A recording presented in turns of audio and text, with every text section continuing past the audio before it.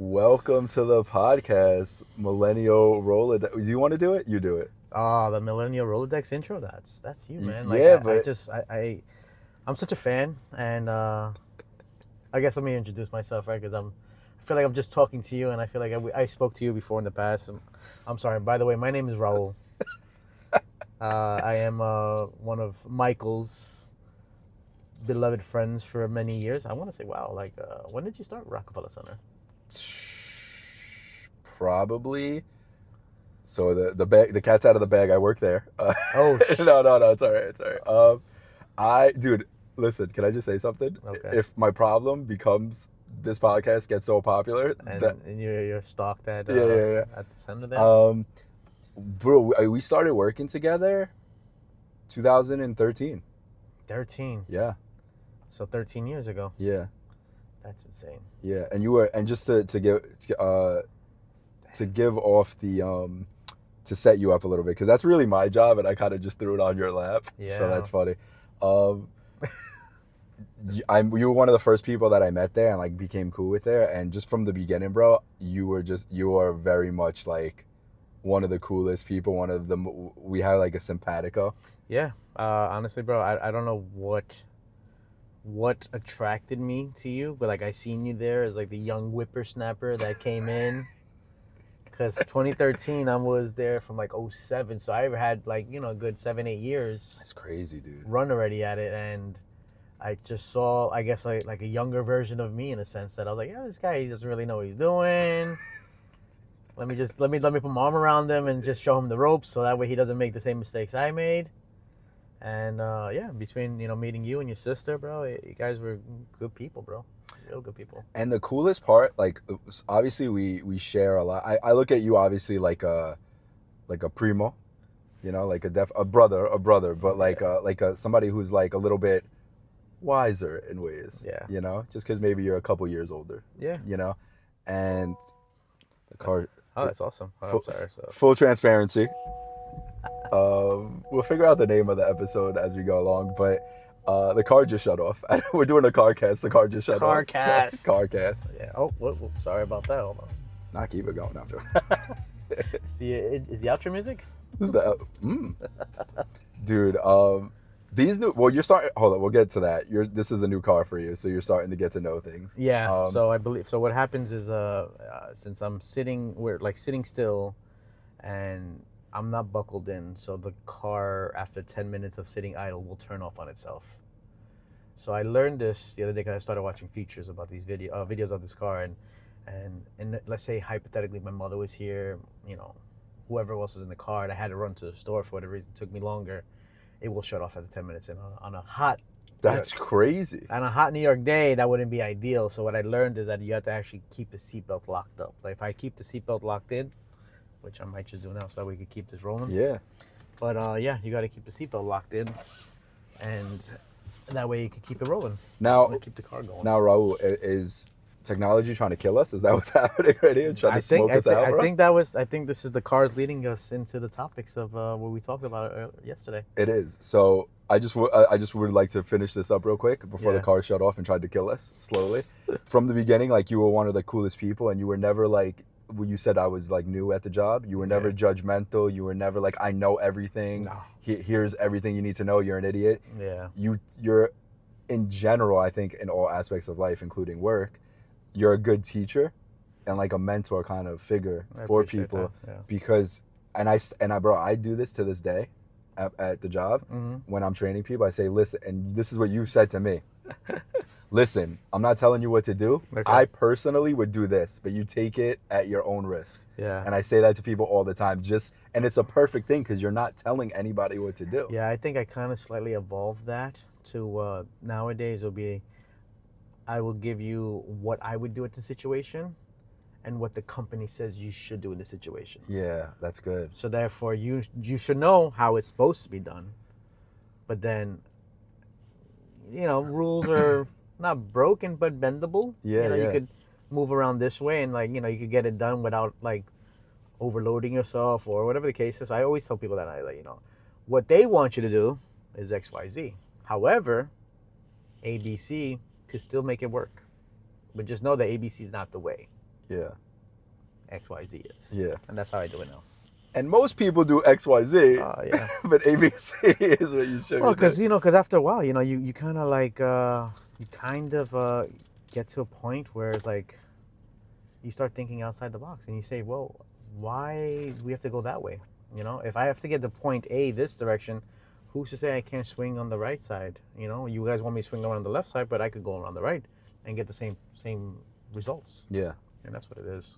And also, say, if you don't do things, like if you have a higher management that doesn't do things on a daily basis that you do, yeah, they're like, do it this way. And you're like, all right, sure, 10-4, good, yeah, good. Exactly, I'll do it that way. And that's exactly what Can't it is. do it. That's You can't exactly do it what that way. That's yeah. exactly what it is. Because guys, yes, at some point, there are people who get put in positions that never seen what the floor level looks like. Mm-hmm. And it's like, dude, you have no idea how the machine works. Yeah. You're just one cog that sits way up high and no idea how the functions of the bottom is. And that's cool. Like, that's fine.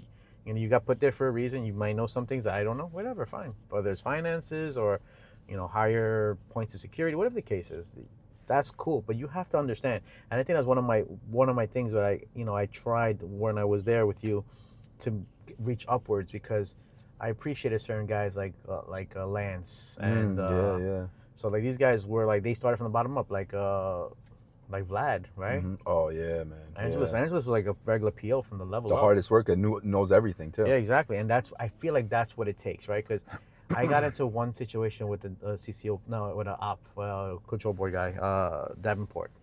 He's a good guy. Mm-hmm. But one day I hit a button at the info desk. I remember this story every day, bro. And it's like, and the guy calls me. He goes like, "Dude, you good?" I'm like, "Yeah, what's up?" He's like, "You hit the panic button." I'm like, "There's a panic button?" I'm like, "I touched some things over here. I don't know what I touched." "Bro, you don't know where it's at?" "No, do you know where it's at? Can you inform?" "No, I don't know where it's at." So how are you gonna sit here and tell me like that I shouldn't be there if I don't know where it's at? Like, if you can't even direct me to where it's at.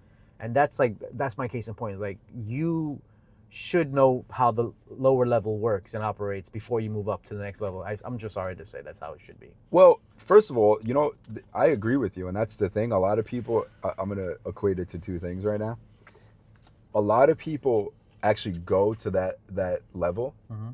that specific level, because they don't want to do the field. Yes. So they're like, oh, I want to just go to that level. So that's something they circumvent that, which is the hardest because you don't know anything about the field. The second thing is, that kind of reminds me of, like, if you think of a philosophical thing, when they do those experiments where, like, all right, everybody's like regular. You're gonna be an inmate. You're gonna be like a guard. You're gonna be a guard, and then you just act that way. You just start acting like, well, I'm superior, and you're so I'm gonna act like how these guys act, and then you're gonna act. So I'm gonna tell you something that goes on in my actual company. So full disclosure, I work at the Home Depot. You know that. So we have a couple different things where it kind of is like that.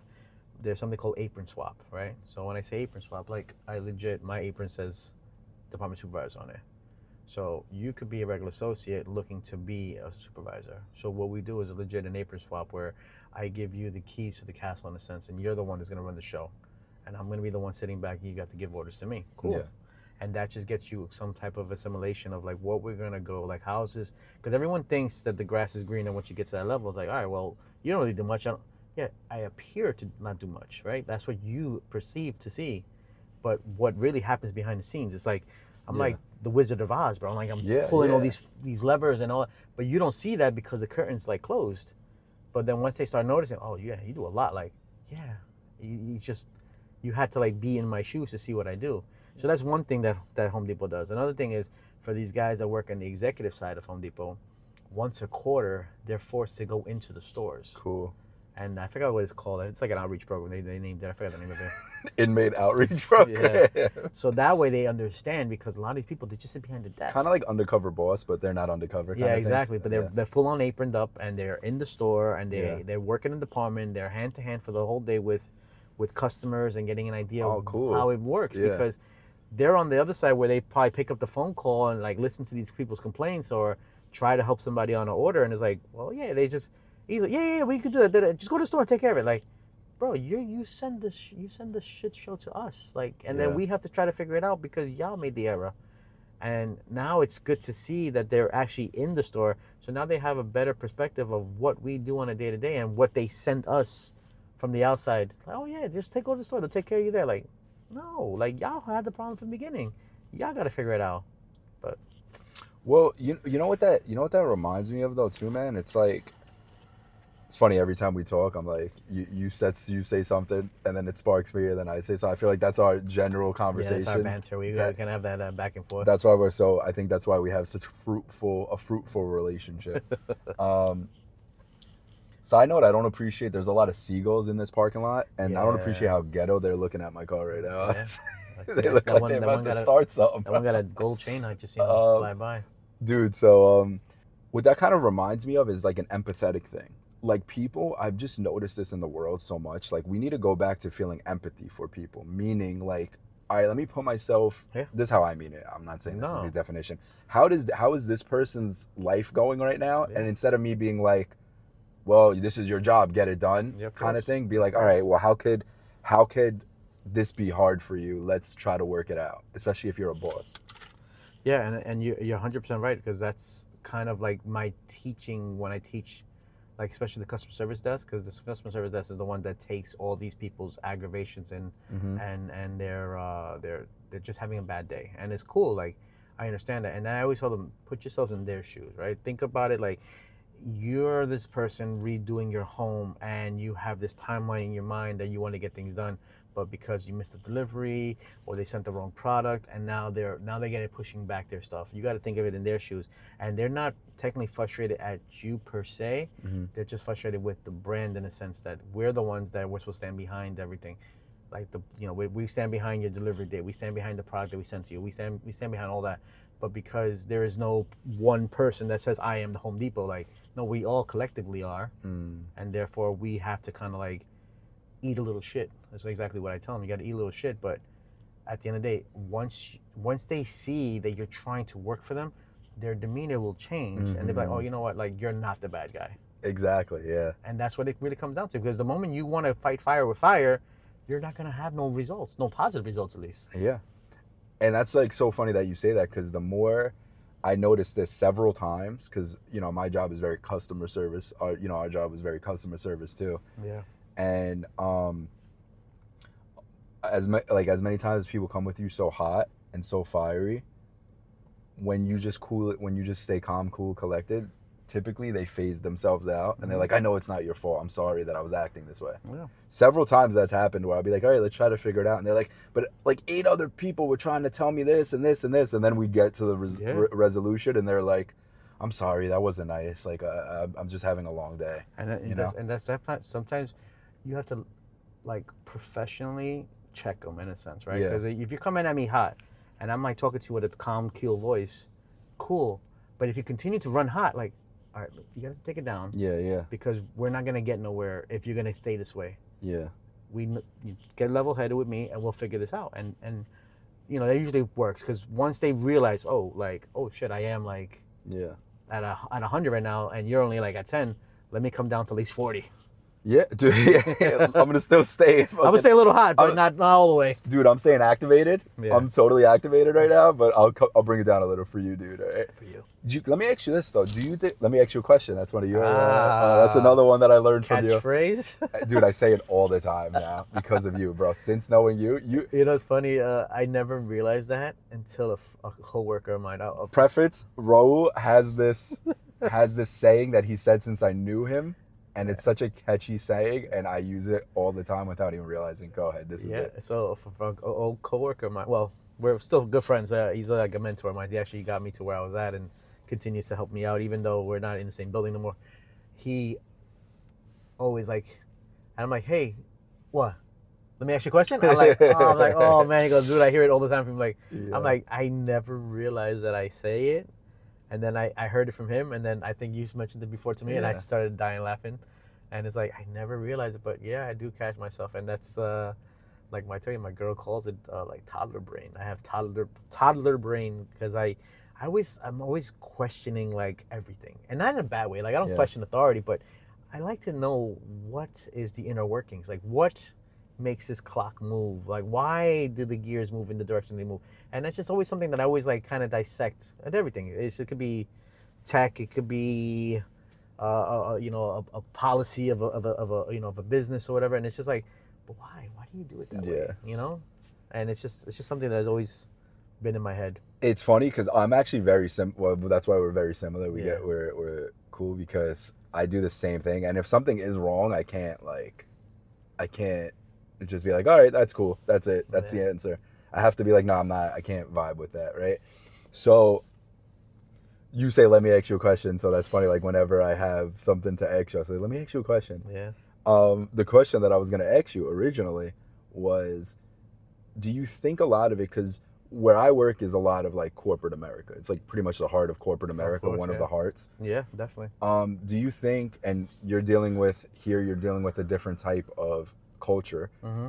Do you think that a lot of people, there's all of these ecosystems and all these cultures and subcultures like that I run into during the day that I have to interact with, that you have to interact with, they're learning such crazy things off of like online behavior of like YouTube or yeah, of course. I feel like nowadays like there's so much information. I'm not gonna say it's good or bad because it could be misleading. Some things could be telling you to do one thing and it could be not really what is good. I feel like with tech, like especially like social media pages, or social media platforms rather, like a TikTok, for instance, they spoon feed you what you're interested in. Yeah. So if you look through your algorithm is all things that you're interested in, things that you've piqued interest in, and they're gonna force feed you, keep giving you more of what you want because idea is to keep you on the platform as long as possible, right? Like the runtime of you being there, because if I'm on it right now and I started scrolling through and now they started giving me stuff that I don't want to see, all right, I'm off this platform. Like I'm gonna move to something else, then do something else. So I feel like these guys, they just kind of give you information and it's up to us as a society to fact check them because I have like, all right, for instance, let's talk about my job. I come across videos where these people actually make it their business to like kind of exploit Home Depot in the sense that we have a clearance policy, right? Like clearance, a cadence. So if a product doesn't move well in my building, it'll start going through clearance phases. Start at 25% off, then it go to 50% off, 75% off, and then it goes to like a penny. And the penny is where it's my job as a leader of a department to get the product off the shelf, because once it's a penny, it's off the shelf and we just send it back to the manufacturer because we get credit for it. And people have learned that loophole and have developed these videos to say, oh yeah, you go to Home Depot and they have to give it to you. And it's like, yes, it is true, we do give it to you, but like if you just stumbled upon it by accident and say, oh, let me grab one of these, I need it anyway, and you come over and you scan it, it's like 1 penny, like what the fuck? And like, is there a system error? Like, no, it's what it is. And oh, let me go back and get the rest of them. No. That's it. Like, you get the one. Yeah. Merry Christmas, Happy Hanukkah, whatever you celebrate, and then it's off the shelf, and then we take it off the shelf. But there are people now who are like out there, like telling you, oh yeah, if you go to the Home Depot, that you'll find, the Ray-Ban Meta glasses. They're all gonna be a penny. So everyone thinks they could go to any of the Home Depots and that'll be it. No, but the case is that maybe in my building they don't sell that well, but in the building over here they sell very well. Wow. So therefore it's not a clearance across the board, it's just a clearance like locally. Yeah. So then you got a whole wagon full of things you got to return. Yeah. And then I have people like, oh, where's the thing? I'm like, yeah, bro. Like, we don't sell it like that. We don't sell it, yeah. Like, or it's sold out, and they automatically think you come here that we have 1,000 of them. No, bro. If it went on penny, we probably have maybe like less than 10. I mean, so once it scans one time for a penny, you go to grab it off of the shelf. Of course, pretty much. That's what they're trained to do. They're trained to like look for it, and then once they see it, they contact the department. Hey, listen, X, Y, and Z is on a penny. Do you have any more of it to get off the shelf? All right, cool, gotcha. Take it off. Gone. So it's automatically goes down then. Yeah. We don't do it. It's an automatic. So that's like on a weekly basis, maybe a couple times a week. I have to look at the clearance report to see, because like I said, we have stuff that falls in clearance and then eventually falls to penny. And then once it falls to penny, we have to remove it off the shelf. Yeah. Because that's just how Home Depot works. No, but I'm sorry. No, as I say, that's how it works, and then we make room for something else. That's actually a great system, but that does go to what you were saying. Like you see you see all these things, like all these hacks and stuff, and I feel like some hacks are very maybe not hacks so much, but like some things are more organic or more, what's the word I'm looking for? Not malicious, not a malicious hack. Yeah. Certain hacks seem like very antagonistic. You know what I mean? Like, no, give me all. I'm buying all these so I could resell them. You know? Like as someone that works at the company, I'm always trying to do right by the customer, right? Because the name of the game for us is trying to build strong relationships, right? Because you want to go back to somewhere where they took care of you, right? That you felt like, oh, this guy took care of me. Like, I want to give him my business, because everybody could shop online. Like, there is absolutely no need for actually brick and mortars, right? Like, this all could go to nothing, and we would just have online shopping. Because look at COVID, right? When this stuff was still closed, there were still things that you could still order, and you got it home, right? And and what I like to do sometimes, like, I like to give some information to customers that I'll probably tell you right now about it, and you're like, oh, I never knew that. So let's just say you come to Home Depot, and let's say there's a buy one, get one free type of deal, or like on a tool, right? You buy a tool set and it says, hey, listen, you buy the tool, you get a free battery. Okay? And it's like, okay, cool, I could use a free battery, cool. So then I'll tell the customer, like I said, listen, do you really need the battery? Not really, I have a bunch of batteries home. All right, so what's gonna happen is when you check out, let's just say for number's sake, the tool is $500, right? And the battery costs $150, right? That's the value of it. And they're like, all right, cool. So then when you go ring up, it might be those numbers. It might say, oh, the tool's 500, but we're not going to give you the battery free per se. It's going to take away from the total, right? So it'll be like, oh, so the battery was worth 150. I'm sorry, let me run those numbers. So it's 500 for the whole thing together, but the battery's worth 150. So they'll give you like the tool for 350, and the battery was worth 150. And it'll equal 500. And it'll equal 500. That's the cost you're supposed to pay. So if you really wanted to, you could return that battery. You don't need it. And now that $500 tool, you really just paid $350 for it.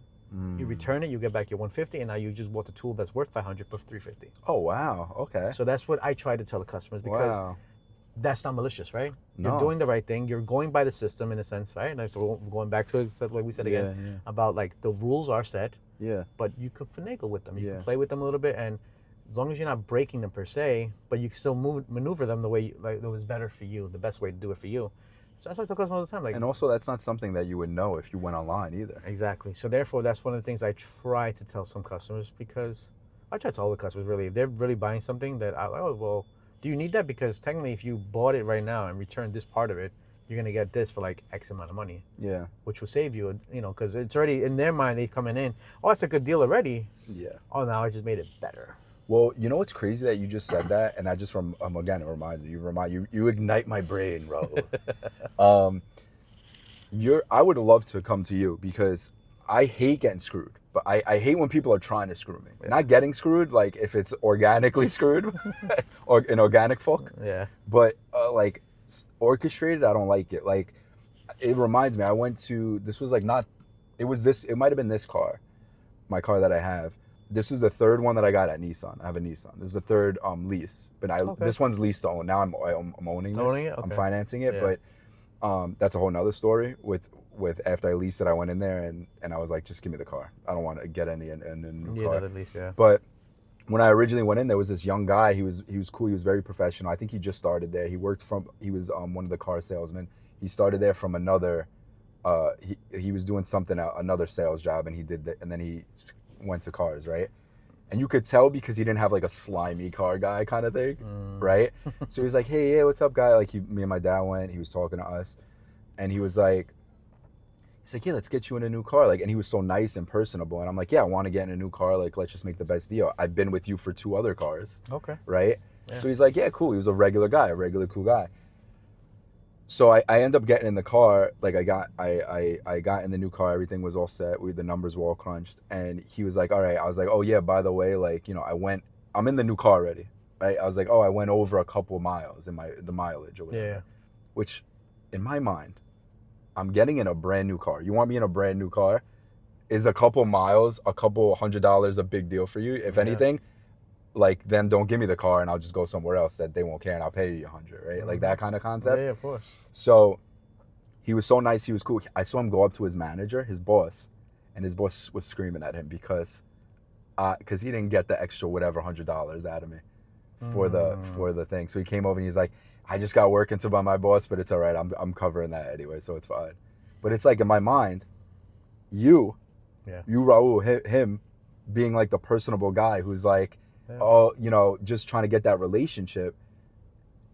The manager, I could have looked at the manager, which I really felt this way, and I was like, yo, I could just like say, yo, you know what? I don't want your car now. Yeah. I'll give you your 100, and you ain't getting a deal today. Yeah. Because how can you're like nickel and diming everybody. Yeah, exactly, and that's what it is. Like you want to, because of that guy. Yeah. You feel good going back to them again, right? Well, to that guy, but he was, exactly. To that guy, exactly. To that guy. Yes. And let's say that guy moved over to Honda. And you know he moved over to Honda. You go to Honda, yeah. Exactly. Yeah. And that's what I try to bring to the table. And that's why I think one of the reasons why my boss leans on me so much, because when it comes to like taking care of the customer, like I'm always putting that up above anything else. Like because we have a value wheel on our apron. And don't mind the dirt because I was working hard.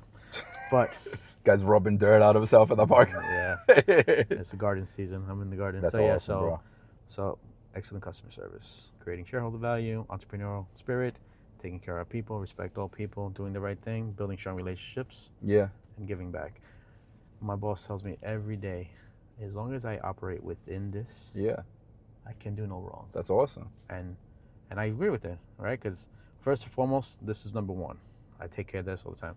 My next thing is definitely right here, bro. I love taking care of my people. There's nothing more satisfying to like help out my colleagues, my subordinates, whatever you want to call them, like just people that always come to me and they have a problem, and if I can have a solution, I give it to them. Even in orientation with new associates, I tell them all the time, I may not be your direct, however, I'm in the building, I am a leader. If you ever want to talk to me about X, Y, and Z, you want to talk about sports, you want to talk about parenting, I'm a father, I can give you life lessons, if you want to call it that. Mm-hmm. I'm always there. And I always put myself out there. And that's one of the reasons why I think my boss finds me to be like an asset to his team.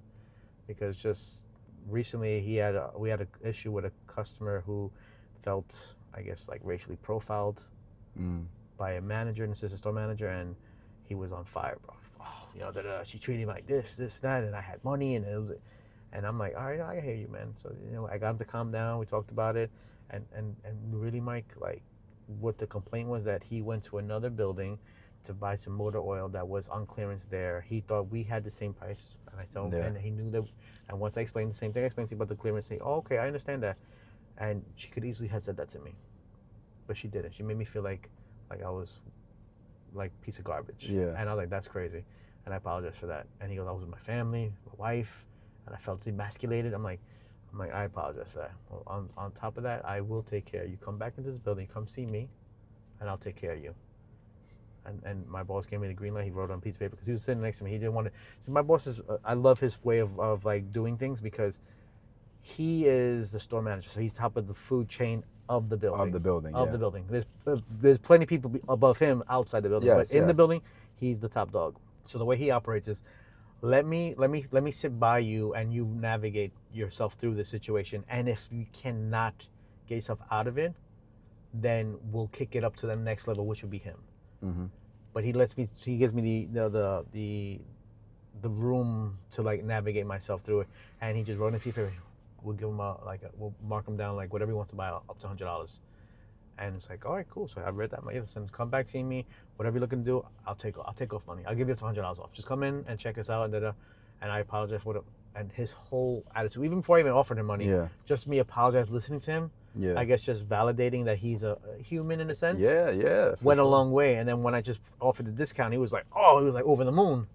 And I'm like, all right, cool. And it's situations like that going back to the empathy part of what you said, right? Because you have to understand how these people are feeling, because they're mad not at you, but at a situation that possibly was caused by your environment, right? Because I work for the Home Depot, so this is my environment. Yeah. And like I said, just because I wear the apron, I'm not the one that you have to target, but I understand you need someone to talk to or talk at regarding your situation. Mm-hmm. And you're the face. You're Home Depot. Exactly. I'm Home Depot, but racially profiling him. Yeah, exactly. So therefore, just gotta smooth it over. And I feel like as I gotten older, I've gotten more not as hot. If I would have, and one of my biggest regrets is not finding Home Depot sooner. But I feel like the path I took to get to where I'm at now was the proper build up or setup to where I'm at now. You have to go through that yeah, path. you have to go through the path, because if I would have got there when I was 18,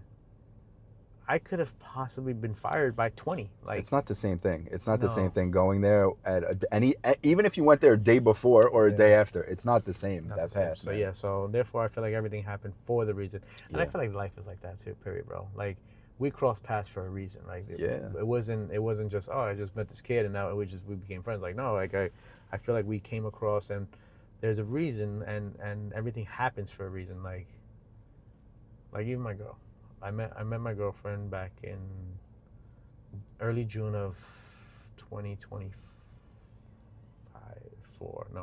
You better get this. 22. Sorry. You remember the month? That's good enough. Trust me. I know the exact date. I want to ask her to be my girl. 6/25/22. I just blanked. Will you go steady with me, please? That's what it feels like, right? But when I get to, like, we're approaching 40 at that point, it's like, you want to do this? So yeah, this June we'll complete 4 years together. Congrats, brother. Yeah, thank you. And where was I going with that? Sorry. Crossing paths. Yeah. So we talked about, like, what life was like beforehand, before I met her and everything, and there was so many places and time frames that we were doing, like, in the same area. Like, I worked at Century 21 back in, I started there in my daughter's so sick. So like 03, 04, I started in Century 21 working there. And she was working there around the same time frame. No way. We grew up in the same neighborhood. I just grew up a couple blocks over from her. And it's like, there were so many ways and opportunities we could have crossed paths, but we never did. And I think it's because I'll just, like, out myself. I was a bit of a fuckboy. And I was a man whore. Nice. And I just maybe at that point I wasn't ready for a serious commitment. Absolutely. And therefore we didn't cross paths, because now on today we look at today, present day, I'm in a great place. I'm in a great place with her. We've been living together for about 3 years now. And she has her own kids. I have my own kids. She's a great a great person and inspiration to my kids, because they all love her. Same with me. Like, her kids love me, and we kind of, like, have this blended family bonding time, and that's beautiful. And it's awesome to, like, I think it takes a lot more to step into someone's life, because she only has, like, one kid that's younger. He's 10 years old right now, and to step into his life when he was about 6 when I met him. Yeah, about that much, yeah. And for him to have respect for me, for him to look up to me, for him to see what I bring to the table, and I told him always from the get, like, I'm never here to replace your father. You have a father, that's fine.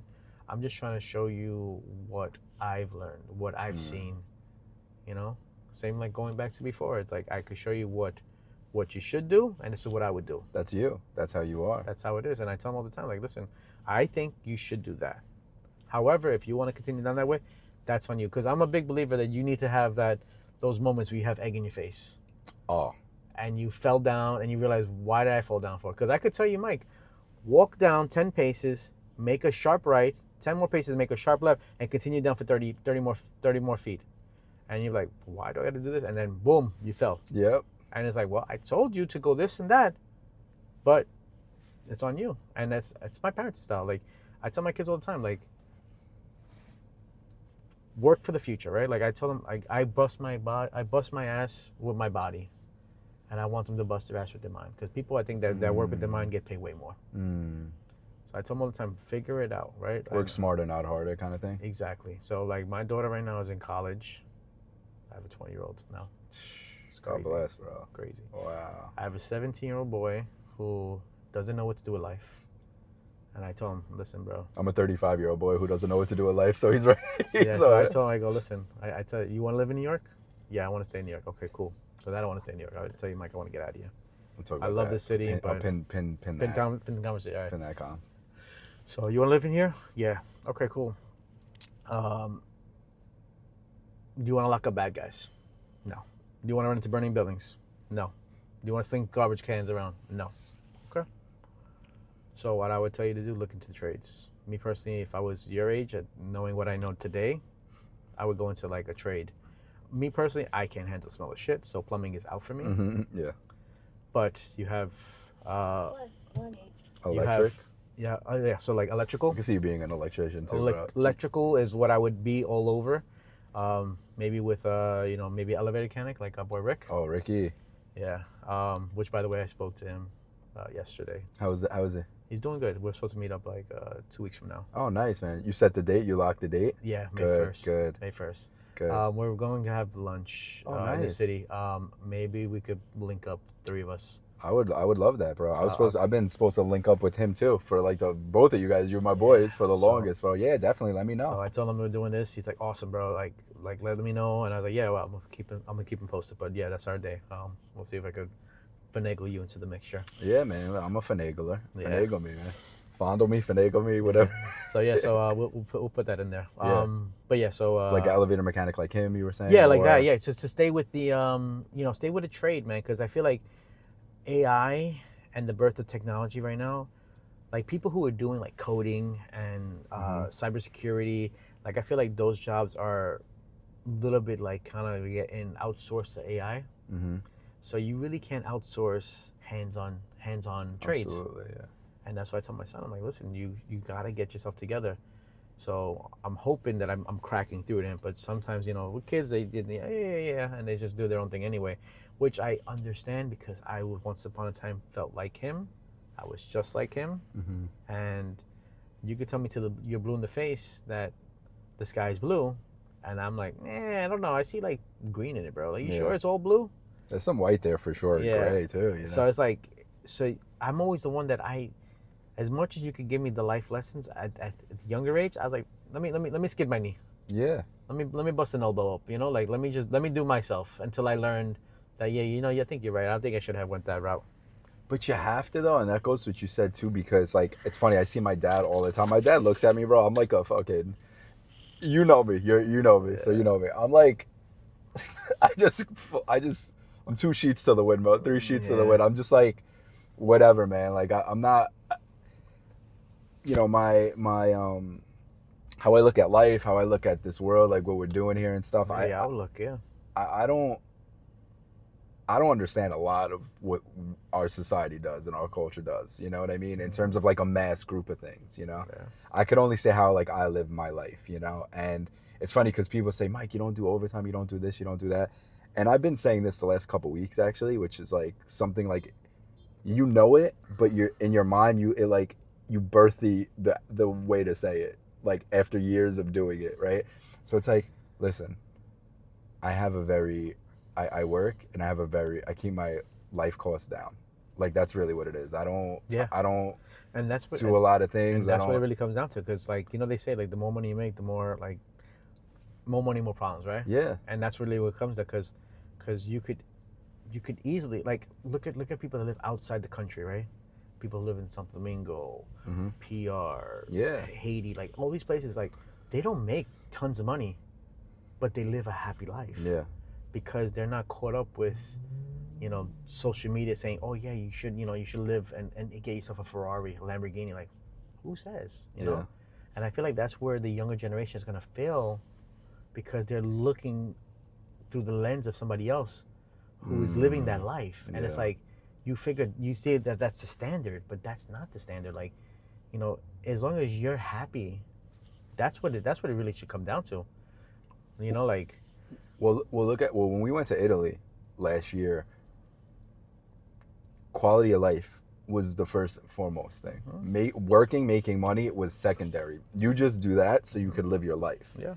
The siestas, everybody's shutting down to eat and rejoice and stuff, and then everything shuts down except food spots by 8 o'clock, and everybody just enjoying their life, getting together, being communal and stuff. It's no shocker that their food quality is way better. They're have longer lives over there, The stress levels, I'm sure, is lower. Right? It's lower there because they just everybody thinks they're Italian. Just drink wine, eat, and just laugh and relax. But that's that's what life is about, communal things, you know. And building bonds, and yeah, have those community DR was like that too. relationships. When we went Yeah. to DR, it was like, you know, we went for a wedding, but it was like 2 weeks of family getting together, drinking, having fun, you know. Yeah, you create those memories, right? And it's funny because I just recently, 2 months ago, I was in Puerto Rico myself, and I was with my girl and her two oldest daughters. They're about 24, I think. Yeah, 24. For their birthday weekend. Long story how we got there, but whatever. We got there to help celebrate their birthdays, and I was kind of vlogging, even though I'm not posting it anywhere. Yeah. But I was recording like there was a. You were practicing. Yeah. There was like this tram that goes like into the mountain of a rainforest, or not the rainforest, but like one of these little subsets, and we're talking. I'm talking to my girl about it. I'm like, listen, babe, like I really feel like I could make the transition and move over here, especially for me, like, because in Puerto Rico, like Home Depot had like 10 locations there. So I was like, I could easily transfer over here. She goes, yeah, but like, you know, you probably won't make as much as you do back in New York, and you know, it'd be harder to make money. I said, what difference does it make? I'm struggling in New York. I'm broke there. I'll be broke here. Can I just struggle in paradise? Like, let me just like, you know, I got nothing. I got no money, but let me go chill on the beach for like a day, and I could just enjoy myself, jump in the water. What it costs to get a scuba set, like $40, some flippers, a tube, and a mask, and it's like I could be in the water looking at the aqua life. Like it's, dude, the things that we don't need, that we pretend we need, especially in New York, are crazy. Yeah. So that's like what I was talking about a little bit with like the people I deal with at my job or you deal with. For the most part, and I do believe this, people at their core are beautiful. People at their core, when they strip down, the soul is beautiful. It's all these little like plates of armor we put on are insane to me. So like, I see people very corporate, like I was saying, they come into my job and they're like, maybe they've watched a lot of like corporate guys crushing it online, and now that's their personality, or they're trying to activate that personality, you know, or like same thing maybe here where these guys see like, oh, these construction guys vlogs or whatever, oh, let me be this person now, you know, and we're just generating our personalities on what we're seeing, these fake personalities online, instead of being our natural self, you know? So it's like, I see a lot of people now, I think for the most part, is like everybody's like, make money. Yeah. And it's like, I understand, you know, what you want to do, making money, but it's also, it comes to the point where it's like, are you enjoying your life? You know? It's very true. Yeah, it's very true. You know? And talking about making money like that, enjoying life, because I feel like once you get to like a job, right, and eventually you want to say climb that ladder, like in your world, right? If you wanted to get to that supervisor, like that field soup, like they make good money. I'm sure they make good money, but how much stress is tied up to that? That's why I left the board. Yeah, exactly. Because which is the first step for like that kind of thing. Exactly, and that's the problem. Is like, I feel like when you get to certain levels, it's like, am I being compensated enough for the stress? No. And I think we had this conversation before, right? Yeah. And it's like, because some people are willing to endure it at a cost. Yeah. Because at some point, it doesn't, the numbers are not there for you. It's like, I'm doing all this, I'm being stressed out all day, and it's like, I only take home this much. Like, it's not worth it. So like, for me to stare at my phone all day, to look at emails of people complaining about things, I would not be able to do. Yeah. So I commend everybody making 6 figures, whatever your 6 figures are, at home looking at your phone. Every time I see you pass by, you're looking at your phone, stressed out or whatever, or trying to put out a fire. I commend all of you. Yeah. I would not be able to make 6 figures doing that. No, that's why I I started researching like what type of entry-level jobs pay really well. Yeah. Because I feel like sometimes I just want to hang it up, bro, and just like it's just, I guess at my point I do too much and I'm not getting compensated enough for it. And it's like I just feel like at some point if I became just a regular Indian again and not a chief, I think I have a more happier life. And going back to what you said about, you know, being happy, because when you're happy, everything changes in life. You know, your outlook's different. You maybe sleep better.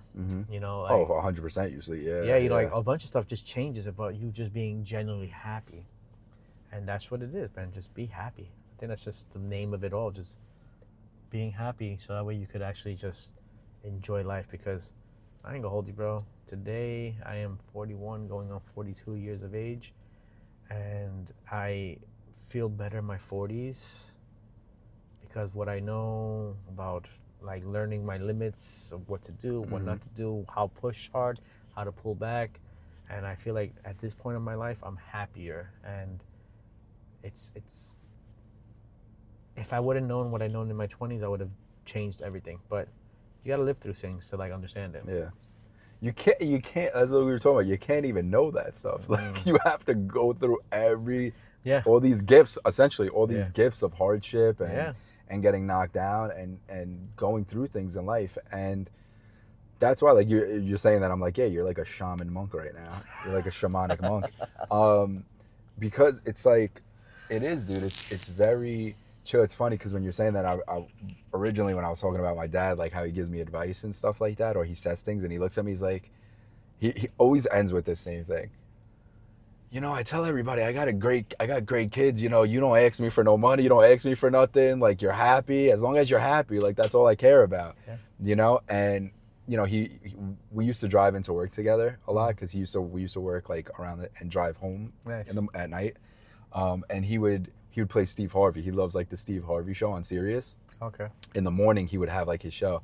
So he said he was listening to it one time and he's like, you know, he's talking to me about it and he's like, you know, Steve Harvey said, you know, success is just what did he say? He said success is just the happiness. Success is just being content with what you have and happiness. So if that's it, man, that's success, man. That's all you could do. Yeah. And I feel though, but this is like something genuine. I feel like so many people, that's like lip service in a lot of ways.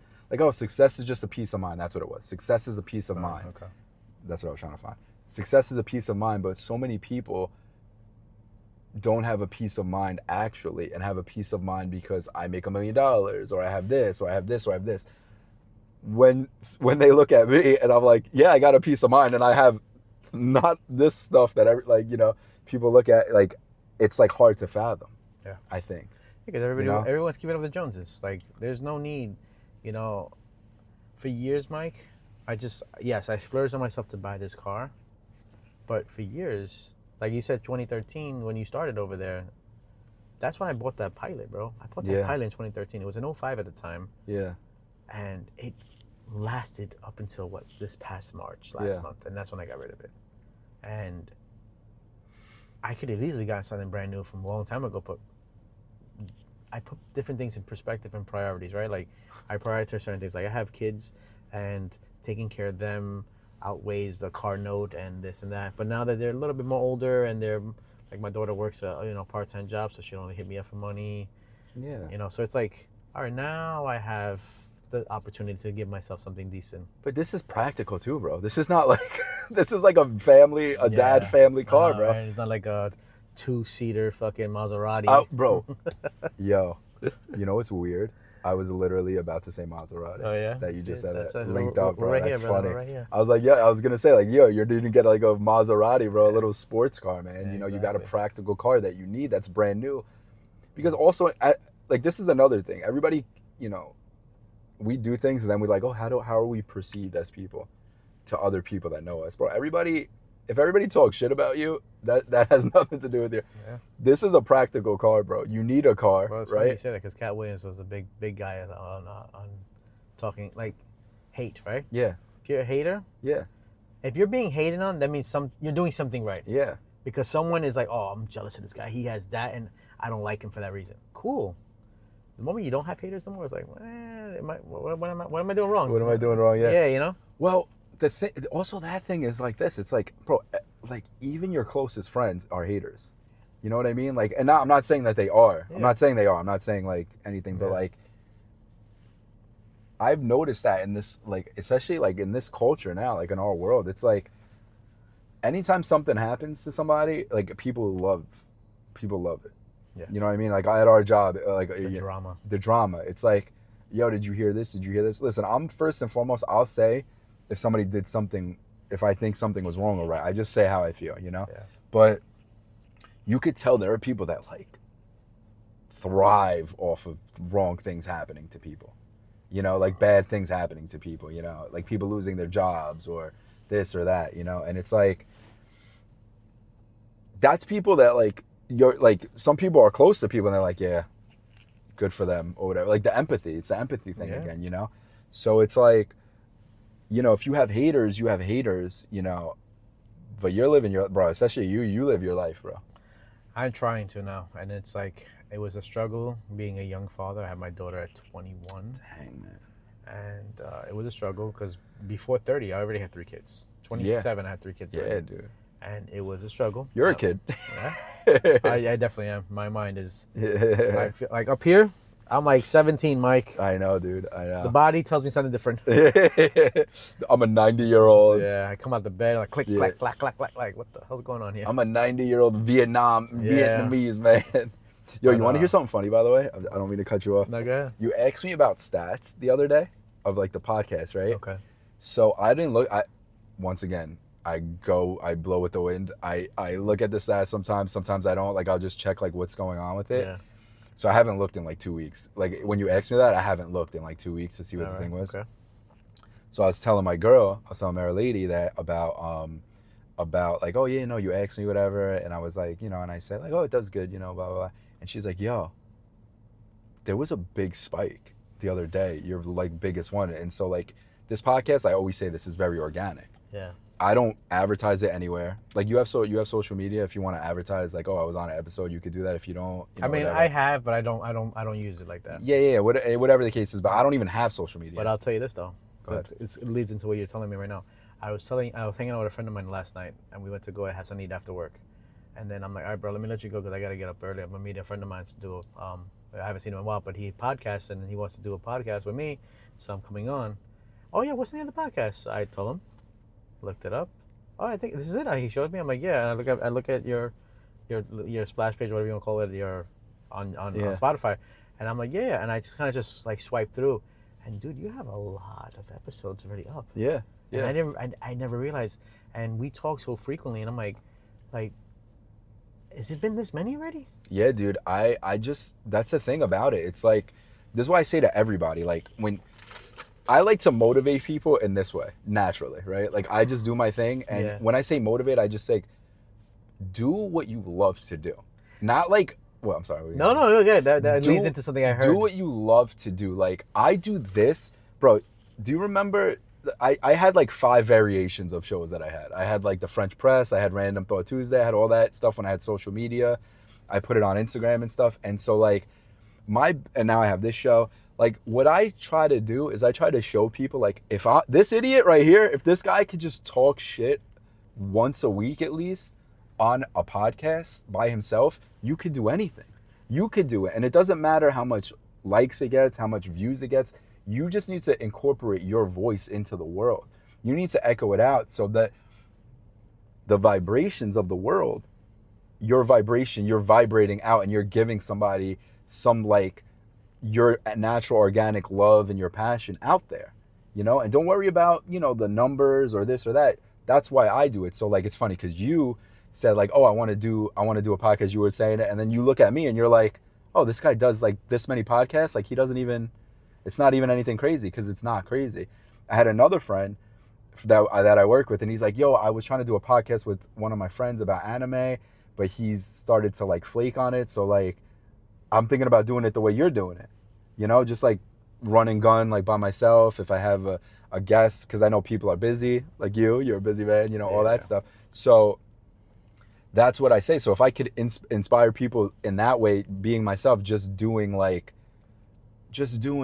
anything, man, just do whatever you want to do and just bring that love in. So what I was going to say was I try to do it once a week because I love it. It's my passion, but one of my passions, but my girl tells me, yo, 32 downloads in one day, which is a lot when you don't advertise something. And it's from all over the world. So like I was saying to you, dude, 17 views from Vietnam. That's crazy. From Vietnam, so my Vietnam people out there that are listening, thank you, I love you, and respond. Tell me what you like about the show. I don't know, but that's amazing, bro. Yeah, and man. Then going back to what I told you when we had that conversation the other day about how the internet, bro, it's like so. it's so crazy how it evolved, right? Because you're the same, like almost same generation as me. Like we grew up with tech. Well, millennials, yeah. We it evolved with us. Like I remember signing on, and I saw this comedian make a funny analogy, or just really referencing. Back in the day, we used to get our internet from a disc. Yeah. They would email you. Yeah. I mean, not email. Floppy disk. They would give you the like the AOL, right? AOL came in like on a little disc, and it got sent to your house, and you put it in your computer, and then now you're connected to the internet, right? With the dial-up and all that. Yeah. And it's like this is how it happened. Like like I know internet to be on a disc.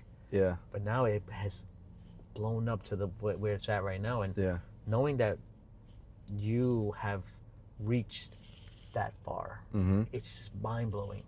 Well, dude, yeah, I think it's like in general so amazing. Like, first of all, that just shows you how much we're all so similar and connected, and spiritually inside anyway than anything else, bro. Because it's like you think like, how is we're like dumb American kids, or not dumb, but you know what I mean.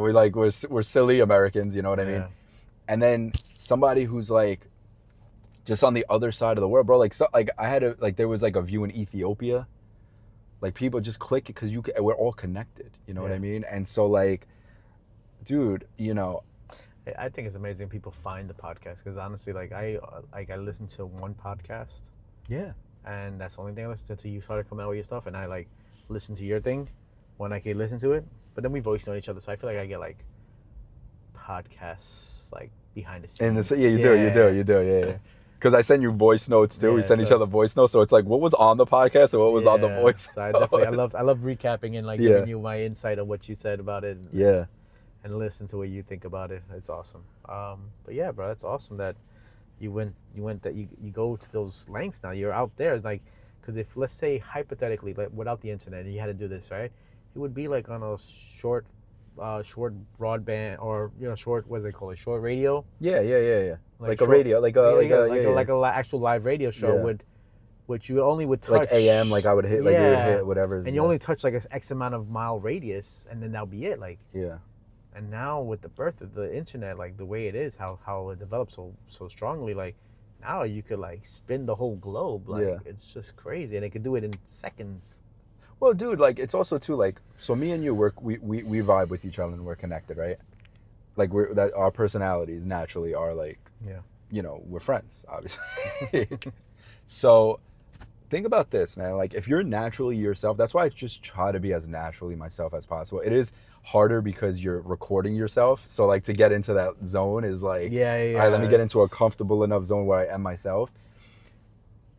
I feel like, bro, if you're naturally yourself, there's people out there that you'll vibe with that you might never run into physically because you're so far away in other countries, that hear you and they're like, yo, I feel this way. This is like, I vibe with this vibe, you know? Now, when you're by yourself, do you have like a list or bullet points that you kind of like want to talk about? Like, or like, are you just sit there and all of a sudden you just kind of like just pull shit out the air? Like out the ether? Yeah. I pull it out the ether a lot of times. Sometimes I'll have like a journal. Like I'll just write like bullet points down to go through, and then since you listen to the episodes, as you can know, what did I want to talk about? I'll say that, and then I'll remember. Oh yeah, that's what I wanted to say. Well, I know. One of the big things you do is you digress, right? As I digress. Oh, dude, as I digress. I digress, and it's true, because sometimes we go down and we just kind of like the topic was here, but somehow we spun all the way out there. Well, you had topics because I said, yo, what do you want to talk about? Because I wanted you to bring up, whatever, but did we just digress into so many different things? Because we could talk for hours. We did. And that's just us though, right? We could get lost in conversation, and somehow we started off talking about A in the middle here, but then we're all the way down by G down there. Like, shit, do we need to go back? Or fuck, we just keep going. It's funny too, because so like what you said, like I was gonna listen, man. Like I know myself, once again, I always say this, but I was going to try to set everything up very like do deep dives. The deepest dives that I've done was with when me and Vin, the conspiracies and coffee one. That was really good. Because I was like, all right, let's pick one topic. And kind of just go down it. So I like did a lot of research on the Antarctica one specifically. Yeah, that was really good stuff. That was stuff that I didn't really hear, like I didn't know about. And I heard like theories and stuff too. I'm like, oh, like the ice wall and what's beyond it. And I'm like, listen, there is no right or wrong answer, right? There's no. It's just these are just thoughts and interesting. And interesting, yeah. And that's exactly what it is because we're told that the Earth is round. Yeah. We're told that Antarctica is just a bottom country of not even a continent of this world, and it's like okay, and that's what we're taught. But then as you start thinking and listening to other people with their point of views, you're like, well, you know what? That doesn't sound too far-fetched. Yeah. And it's like interesting, and then when you start listening to everything else, like, oh, that makes some sense, right? And then you're like, oh shit, like, and then now your whole world is upside down because you were told this is how it is. Well, that goes with what you said. What you're saying is, let me ask you a question. You're saying Antarctica's like this, but let me ask you a question. Yeah, exactly. Who's to say though? Like, if it's not explored, or at least not publicly explored, right? Because that's what it comes down to. Like, like people are. I'm sure if somebody has went through Antarctica as much as they can. Yeah. But we're not supposed to, right? Like you're told that like this is off limits. But I also heard, and correct me if I'm wrong, Mike, like there's parts of Antarctica that belong to some certain countries that they like have ownership in it. So there's like there's like something that like I forgot how many countries. It's like I could be wrong about the number, but there's like 12 countries that have stake and ownership of Antarctica. Yeah, like certain sections, which is hilarious. Yeah. And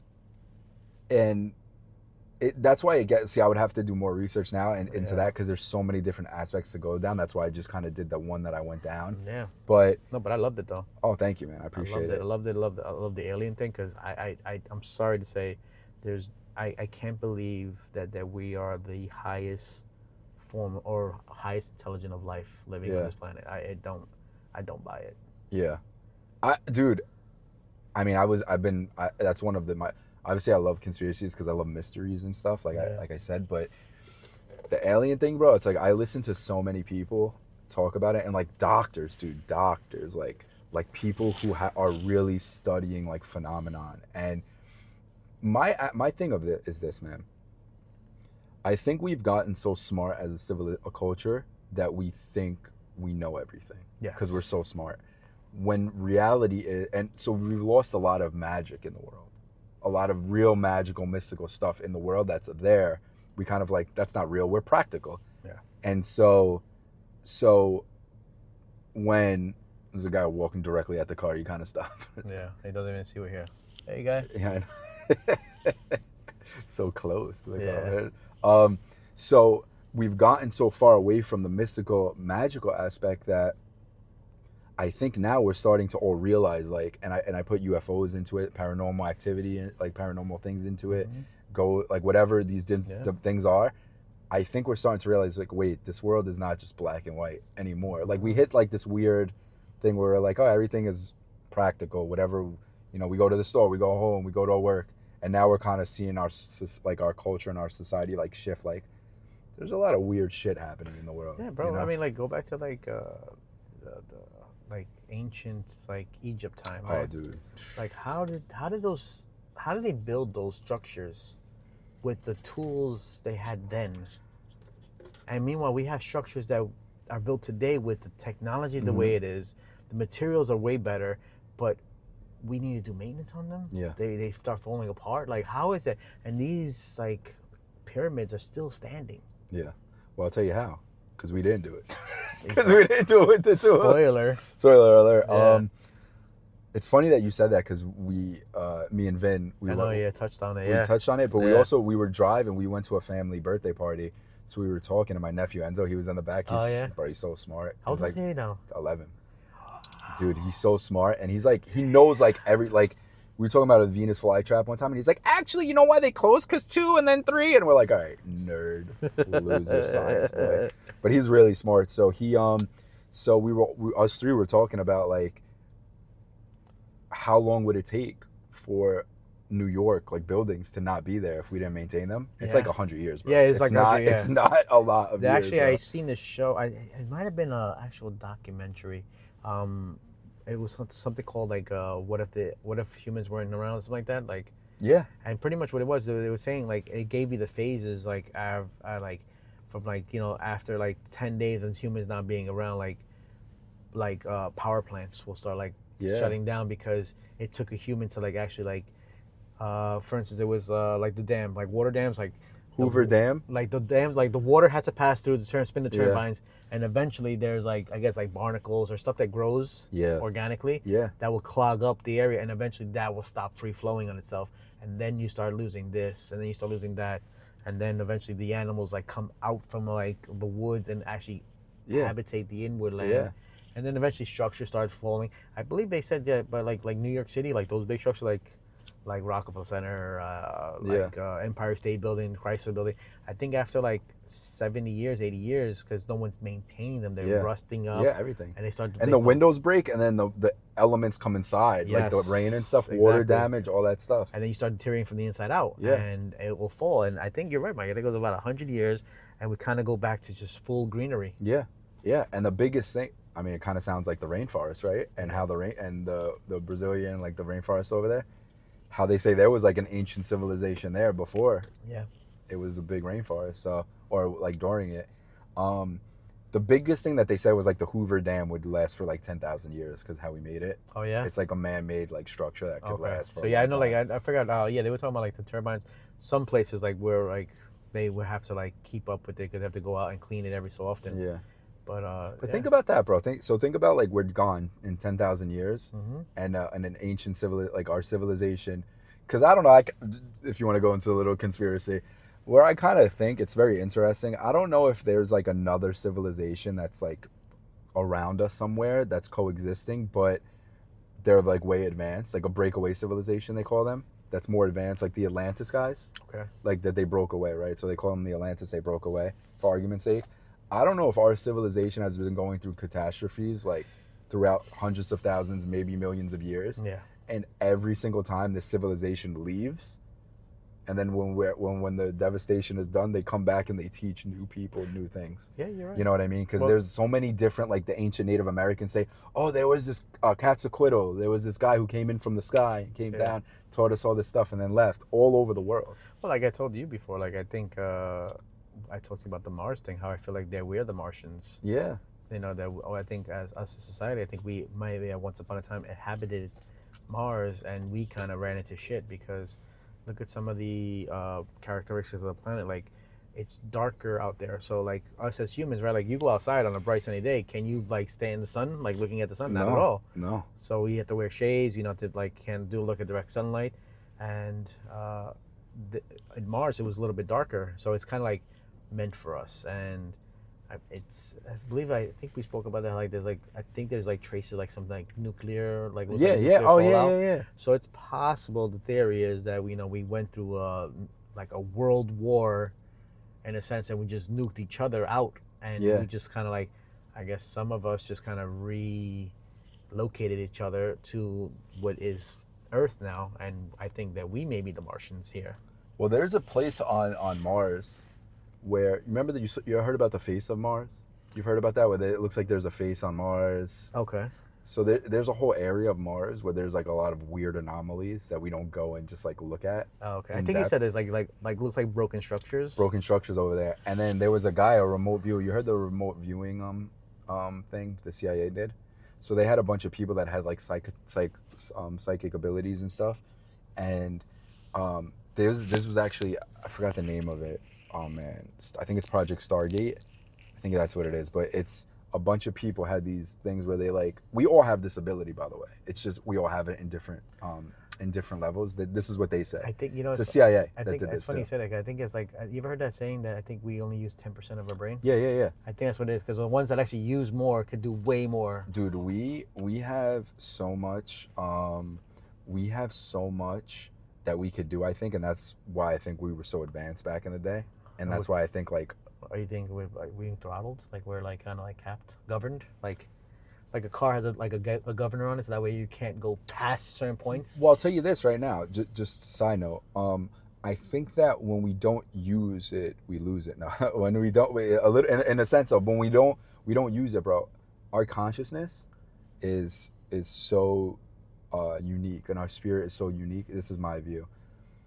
When we're busy. And this is going to sound funny because I am so guilty of this, but I talk shit about it at the same time. Mm-hmm. Where these phones in our hands, these technology, we allow technology to suck our consciousness out, Of bro. course, yeah. So whereas we can meditate and really align with our bodies Mm-hmm. and align with our minds and do, I think, superhuman things, like heal ourselves. Yeah. Dude, we could heal our, like, there's actual science-based stuff, bro, of all of these things. Yeah. We don't concern ourselves with it because we're too busy worrying about everything, like money, Yeah. stress. And they say they keep us in a high stress state, a high stressed environment, so we don't feel comfortable and feel good enough to like just live our lives naturally. Yeah. So like I don't know if you know, like the Hindu gurus and stuff, they've said to levitate, they're said to disappear and reappear. Really? They're said to do all these kind of feats. They could, bro, the Buddhist Tibetan monks, they go to the tops of mountains Mm-hmm. in the snow, and they're generating so much heat with meditating. They put wet towels on them to dry them, to show how hot their bodies are running. That's crazy. So the amount of stuff that we could do when we calm Put our your mind mind to it, yeah. is insane, dude. Definitely. But we don't do it because I think by design Yeah. we are put in this world to, or not, we're not put in this world, but we are put in this society to not understand our full potential, I think. Yeah. Like we're naturally distracted. Exactly. And we do it to ourselves because it's so much fun to scroll on my phone, bro. Oh, of I love course, it, yeah. you know. Of course. But I do feel better when I feel actually like I'm detoxing from a sickness when I don't use my phone as much, which is I hilarious. remember you telling me. I don't know if you told me. See, this is where I get confused sometimes because we I talk told on you. voice notes. I told you this. Yeah. I definitely told you. I said it probably there too. And then but you, I told like, yeah, I you. remember you telling me that you took like a weekend off from the phone and all that. Yeah. And yeah, that's awesome, bro. Like I feel like sometimes I feel like we need to get back into like, I don't want to say primitive ways, but like I feel like we gotta get back to like the simple times. Yeah. Like Puerto Rico, bro. Like you want to live in Puerto Rico. Yeah, it's just a simple thing. It's a simple thing. Go to the beach. Go to the beach. And go get some food. Relax. Yeah. Sleep. Repeat. Do it again. Like that's what it is, bro. Like Yeah. I don't need to like be out here like trying to sell like the biggest product, or I don't need that. Yeah. Like, and exactly what you said, you know, it's our needs. Like you have a lower like financial budget By design too. By Yeah, design. Like I don't exactly. have a. Yeah, you don't have a. Yeah. You don't have to worry about like, you know, And I don't have buying a kids too, which is Maserati. good. Yeah. Buying a Maserati Yeah, that you yeah. have to put, you know, maybe $1,000 car note a month out. Like, Yeah, man. like no, like I don't need that. Like I got my, you know, my car here. You Yeah. know, eventually you're gonna pay it off and have no note at all, and it's like that's gonna be freedom right there for yourself. Yeah, bro, for sure, man. Yeah. You know, is there any? Let's wrap it up a little bit, maybe. I would say that's the runtime. Yeah, an hour Yeah, 12. okay. So yeah, long. this is the episode you have to listen to too. All right, unless this is the only one you skip. I don't know. I don't know. I really don't know if I like the sound of my own voice. Dude, trust me, when I'm editing this, the times that I do edit it, because sometimes I don't, But yeah. I'm listening to it and I'm like, this guy's an idiot, bro. And people will play it in front of me, like, oh, this is it, and I'll be like, just listen to that at home, man. Yeah. Just put it on. Yeah. So, is there anything you want to say? Anything you want to go off on? No. Just I had a great time talking with you, bro. It was a good time catching up. Definitely, we got to do this more often. Oh, we're gonna definitely do this more often. And it's funny. So we'll go off now. I am very happy we finally did this. We finally met up after all this time being we've being been busy. a couple months trying to get busy this together. boys. Yeah. Busy boys. A couple months we try to get this going. So we'll I think we definitely. I think, and I also think once we do it once, it's like easier the second and third time. I think so. So we're gonna definitely do this. And this also, I remember Joe Rogan fans over here, not fanboys, but fans.